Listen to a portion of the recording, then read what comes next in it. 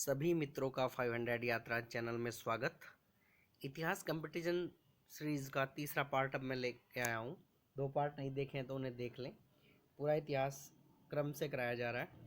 देखो, इसमें आपको कुछ स्थल छोड़ दिए गए थे हड़प्पा सभ्यता के पार्ट 2 में, जिनके बारे में कहा गया था कि ये बाद में आप लोगों को कराए जाएंगे। तो इसमें 4 तो हैं: पूर्वी सीमा, पश्चिमी सीमा, उत्तरी सीमा और दक्षिणी सीमा।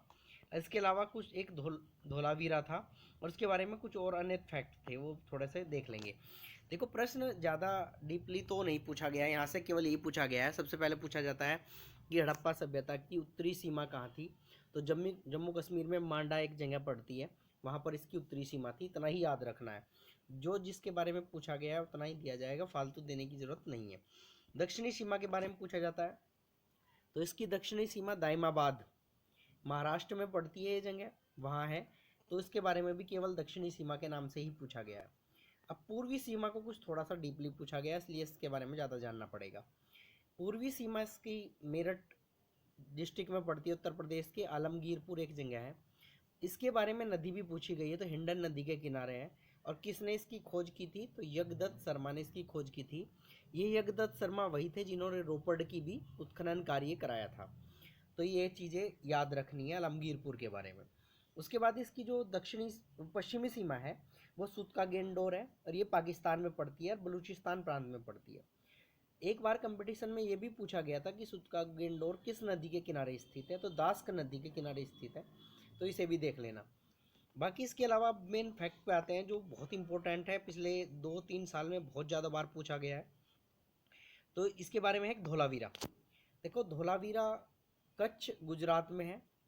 1967 में इसकी खोज की थी जगतपति जोशी ने, और एकमात्र स्टेडियम हड़प्पा सभ्यता का यहीं से मिला है। ऐसा अनुमान लगाया गया है कि एक ये स्टेडियम था और एकमात्र स्टेडियम यहीं से मिला है। और जो सबसे ज़्यादा इम्पोर्टेंट फैक्ट इसके बारे में है वो ये है कि इसे यूनेस्को विश्व धरोहर घोषित किया गया है 2020 में, और ये भारत का 40वां यूनेस्को विश्व धरोहर होगा। धोलावीरा याद रखना है। हड़प्पा का भारत में स्थित दूसरा स्थल, पहला भी है राखी गढ़ी है, तो वो, लेकिन वो लुप्त प्राय की सूची में शामिल है, इसमें शामिल नहीं है धरोहर में। ये धरोहर में शामिल है। और ये एकमात्र ऐसा शहर है, बड़ा शहर, जो 3 भागों में था। और एक बार CDS में इस बार प्रश्न पूछा गया था कि निम्न में से कौन सा कादिर द्वीप समूह पर स्थित है। तो धोलावीरा कादिर द्वीप समूह पर भी स्थित है। ये भी प्रश्न मैंने ये डाल दिया है, ध्यान रखना। कच्छ गुजरात में है और कादिर द्वीप समूह में है। इसके अलावा एक प्रश्न पूछा गया है पिछले साल एक कंपटीशन में रेलवे में, कि मेलुहा क्या है।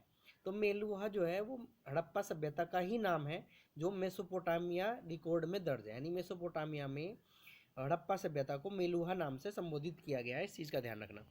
IAS 2019 में प्रश्न आया था मैचिंग में, तो एक नई जगह दे रखी थी उन्होंने, देसलपुर। तो देसलपुर कच्छ गुजरात में, इस चीज़ को भी नोट कर लेना, इसके बारे में प्रश्न पूछा गया है। इसके अलावा एक नया स्थल और खोजा गया है, भिलडाना। इसके बारे में भी पूछा जा रहा है आजकल कि भिलडाना कहाँ है। तो भिलडाना हरियाणा में है। और ये क्रम से चलता रहेगा। इसके बाद इसके 1-2 वीडियो के बाद हड़प्पा सभ्यता को समाप्त कर देंगे, अगली वीडियोज़ आएगी। फिलहाल तुम लोग इसे ध्यान से नोट कर लेना और समझ लेना। फिलहाल आज के लिए इतना ही। धन्यवाद। शॉर्ट वीडियो है, ज़्यादा बड़ी नहीं है।